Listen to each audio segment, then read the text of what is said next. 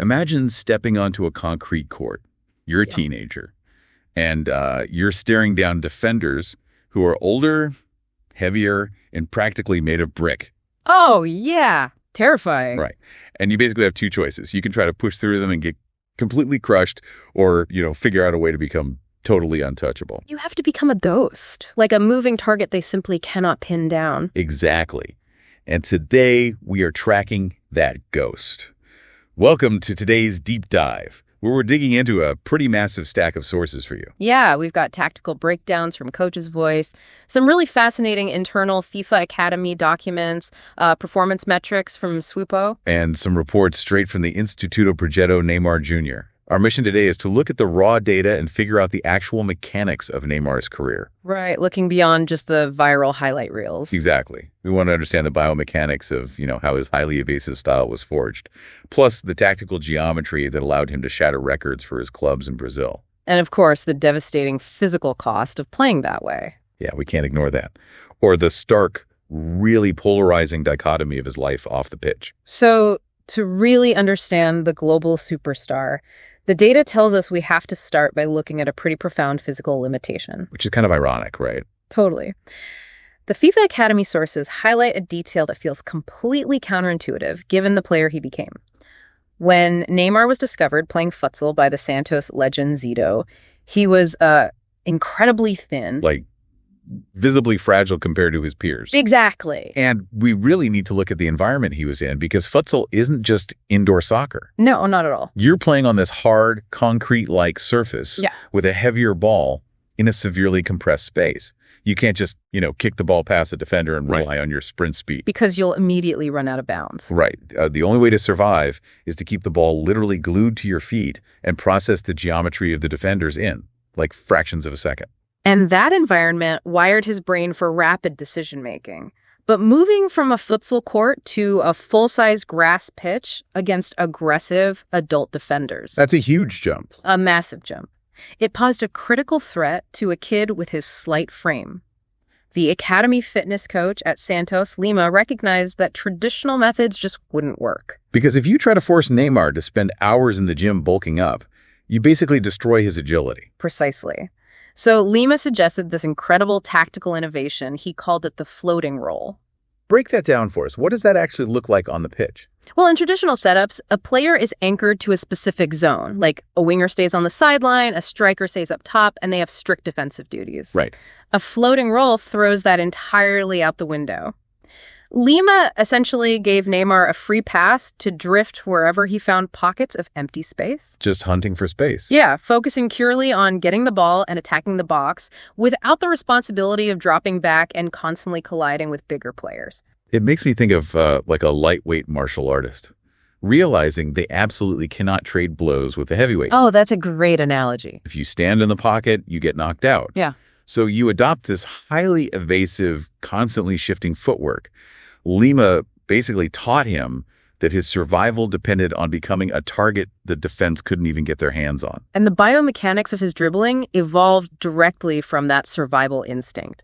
If we look at the performance data from Swoopo, at his peak, Neymar maintained an incredible 50 to 60% dribble success rate. Which is insane. It is an absurdly high metric for a forward whose entire job is to constantly attack multiple defenders at once. And the Coach's Voice analysis breaks down the how of that success rate beautifully. It's all about how he manipulates a defender's center of gravity. Right, the body feints. Yeah, he uses his own body to throw a defender off balance right before his foot even touches the ball. He'll, drop his shoulder, tricking the defender into shifting their weight to the right. And the second they do, he cuts inside on his left. Because he's entirely ambidextrous with his feet. Exactly. Which is just a structural nightmare for whoever is guarding him. Because if you are a defender and you don't know which foot your opponent favors, you naturally hesitate. You freeze up. You do. You don't commit to the tackle.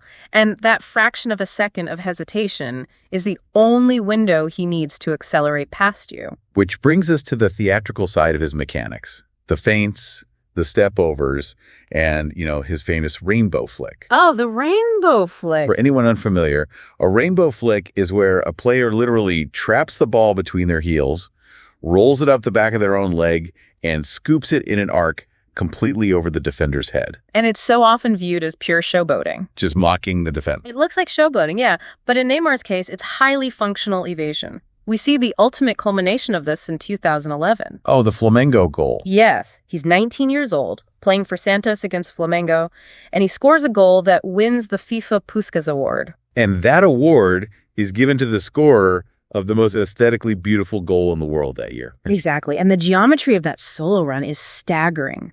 He receives the ball near the sideline, and instead of just racing down the wing, he plays a quick 1-2 pass, cuts violently into the center of the pitch. Right in traffic. Right into two central defenders, but he doesn't try to muscle between them. He executes this complex roll of the ball with his studs, faking out both defenders simultaneously. Leaving them literally colliding with each other as he slips into the penalty area and scores. It's unbelievable. He outthought them before they even realized they were in a foot race. That Puskás winning goal wasn't just a highlight. It was the definitive proof of concept that Lima's floating roll experiment was a masterstroke. It really was. During his time at Santos, that elusive style generated 138 goals in 230 appearances. And more importantly, he led them to the 2011 Copa Libertadores title. We should probably define that for you if you don't follow South American football closely. The Copa Libertadores is the absolute pinnacle of club football on that continent. It's their equivalent of the European Champions League. Exactly. And Santos hadn't won that trophy since the 1960s, back when Pelé was playing. So Neymar absolutely mastered his home continent. The next logical step, the only way to truly test his ghost-like style, was to cross the ocean and face the brutal, hyper-organized defensive systems of European football. Which brings us to 2013 and his transfer to Barcelona. This is where he forms the legendary MSN attacking trio alongside Lionel Messi and Luis Suarez. One of the most feared front lines ever. But wait, look at the reality of that situation for a second. If you put three massive egos, three highly individualistic, ball-dominant players on the exact same forward line, conventional football wisdom says they are going to cannibalize each other's space. That's the assumption, yeah. If Neymar's entire identity is built on holding the ball and doing these theatrical runs, how did he not just constantly get in the way of Messi and Suarez? Didn't a system like that force him to suppress his individual flair? It's a great question, but the tactical analysis shows the exact opposite happened. He didn't suppress his flair at all. He refined the geometry of it. How so? Well, the MSN trio didn't clash because they understood how to manipulate space for each other. When Neymar held the ball on the left wing and started one of his theatrical dribbles, he would naturally draw 2 or 3 defenders toward him. Okay, because you have to double team him or he'll just slip past you. Precisely. And the moment those 2 defenders step toward Neymar, they leave a massive gap in the defensive line. Oh, I see. Suarez or Messi would instantly sprint into that empty space, and Neymar had the vision to slip the pass right through to them. His flair became the bait. That is brilliant. It was so highly efficient that in the 2014-15 season, they scored a Spanish record of 122 combined goals, winning the Continental treble. Meaning they won their domestic league, their domestic cup tournament, and the Champions League all in a single season. Just complete domination. And the following year, they broke their own record with 131 goals. But he clearly kept that street football mentality alive. You just have to look at the famous goal he scored against Villarreal during this era. Oh man, that goal. He receives a pass in the box, effortlessly flicks the ball completely over the defender's head with his heel, spins a full 180 degrees like a dancer, and volleys it into the net before the ball even touches the ground. It is raw, unadulterated street futsal executed at the very highest level of elite European competition. And that unique combination of theatrical flair and brutal offensive efficiency is what led to his world record €222 million transfer to Paris Saint-Germain in 2017. And at PSG, the tactical evolution continued. He shifted into what football calls a pure number 10. Let's break down the mechanics of that shift. What actually changes for him there? So a number 10 acts essentially as the team's quarterback. Instead of staying out wide on the wing, where he has the sideline protecting one side of him, he moved into the dead center of the pitch. Right in the thick of it. Exactly. His job wasn't just to beat defenders one-on-one anymore. His job was to dictate the entire rhythm of the offense, dropping deep into the midfield to collect the ball and execute highly complex passes to split open the opposing defenses. Though he definitely still produced moments of individual magic, like that jaw-dropping injury-time overhead kick against Strasbourg Strasbourg when PSG desperately needed a win. Incredible moment. But what really jumped out at me from the PSG sources was a quote from his manager at the time, Mauricio Pochettino. When asked about Neymar, Pochettino didn't focus on the skills or the flair. What did he say? He explicitly praised his humility. He noted how well he listened to tactical instructions and his willingness to adapt for the team. It directly contradicts the prima donna narrative you constantly see plastered across tabloids. It really highlights his tactical adaptability, which has been a constant throughout his career.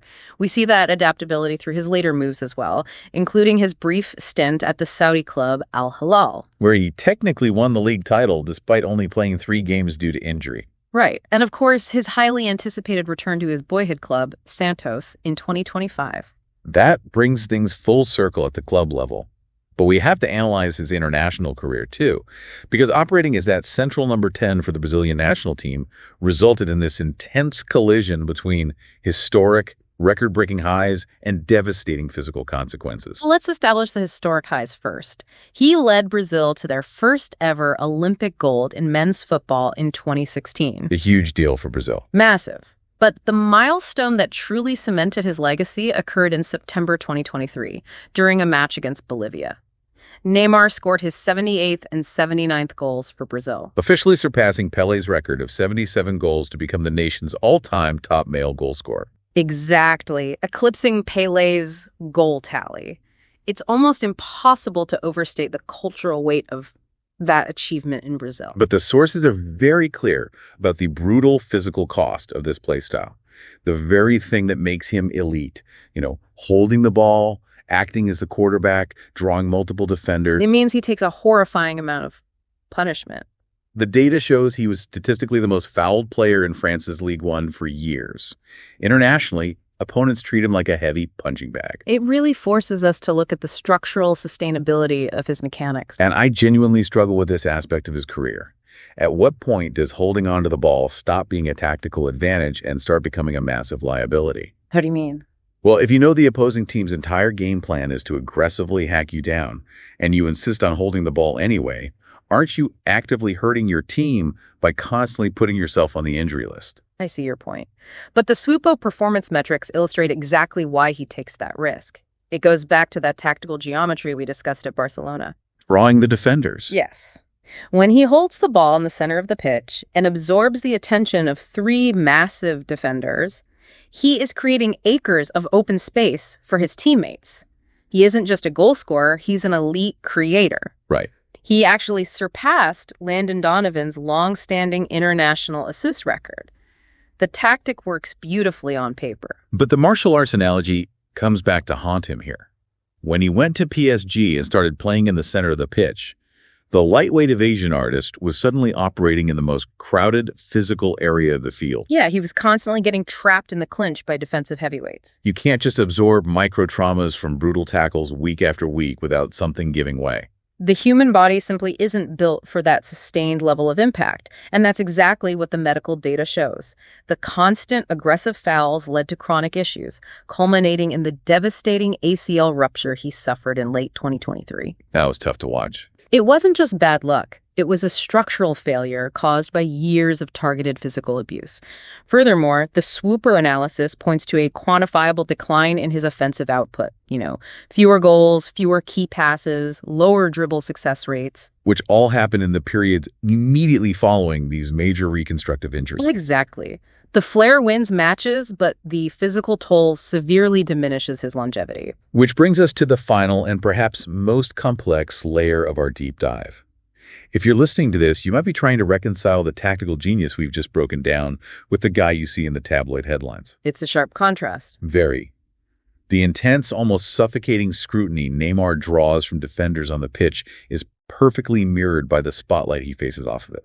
The sources present a stark, polarizing dichotomy. He is a figure defined by significant public controversies on one hand and monumental, community-altering, philanthropic impact on the other. We have to analyze both to understand the complete picture. The sources detail several highly publicized controversies. All right, like the environmental fine. Yeah, he incurred a major fine for allegedly diverting a waterway and moving beach sand without permission during the construction of his massive mansion in Mangaratiba. And more recently, just last month in May 2026, there was a physical altercation with his teammate Robinho Jr. at Santos. Right, where Neymar allegedly slapped him during a training session, an incident he later had to publicly apologize for. However, the off-pitch moment that caused the most significant cultural fracture was his political involvement. Yes, and we need to be very clear with you here. Ahead of the 2022 Brazilian elections, Neymar released a video publicly endorsing the incumbent right-wing president, Jair Bolsonaro. And we're simply documenting the sheer scale of the public reaction based on the sources. Exactly. We absolutely aren't here to debate the ethics of Brazilian politics or endorse any political viewpoints. But looking strictly at the historical timeline, this endorsement triggered a massive cultural backlash. It deeply divided his fan base. It permanently altered how a large portion of the public perceives him. Which is exactly what makes the other half of this dichotomy so compelling. Because contrasting sharply with the environmental fines, the training ground fights, and the political backlash is a fiercely dedicated, highly structured commitment to charity. Executed through the Instituto Neymar Jr. Right. And if you're imagining a vanity foundation that just exists on paper, you need to look at the actual scale of this operation. It's huge. It was founded in 2014 in Praia Grande, which is the exact same vulnerable community where Neymar spent a large part of his childhood. They built an 8,400 square meter facility right in the middle of the neighborhood. The logistical impact is enormous. The Institute serves over 2,400 vulnerable children and adolescents every single day. They provide educational classes, high-level sporting facilities, cultural activities, and direct access to medical and dental health services. And the ripple effect extends to the families. The Institute's internal reports show they positively impact over 10,000 people in the surrounding community. And he actively leverages his massive global celebrity to keep it funded. The sources break down the financials of their charity auctions. The third edition of the auction achieved a record-breaking $10 million raise in fundraising. And just recently, in June 2025, they hosted the fifth edition to celebrate the Institute's 10th anniversary. He brings in billionaires, global sports icons, and massive corporate sponsors, explicitly to funnel that wealth back into Praia Grande. It paints a picture of a man navigating immense contradictions. He lives a life of unimaginable wealth and privilege, punctuated by intense, self-inflicted public missteps. Yet he maintains a grounded, highly effective commitment to physically lifting up the exact demographic he originated from. So we've traced the evolution of a thin kid on a futsal court into a global icon. We've seen how the sheer physical constraint of being too small to take a hit forced the creation of a divvying, highly evasive biomechanical playstyle. We watched that style break records at Santos, manipulate tactical geometry to win Champions Leagues at Barcelona, and ultimately propel him past Pele's legendary goal tally for Brazil. But we also saw how operating as the ultimate moving target invited relentless physical punishment, leading to a body broken by the very defensive systems he mastered. For you listening, there is a profound masterclass embedded in this data. Neymar's story is the ultimate blueprint for leveraging your unique constraints to create a distinct competitive advantage. He couldn't be a bruiser, so he became a ghost. Exactly. He took a perceived weakness and built a generational talent on top of it. But it also serves as a stark cautionary tale about the external pressures, both the physical damage and the psychological scrutiny, that inevitably arrive when your unique advantage challenges the traditional, rigid systems around you. A ghost who could never quite outrun the spotlight, no matter how elusive his footwork was. Well said. And that leaves us with a final thought for you to mull over.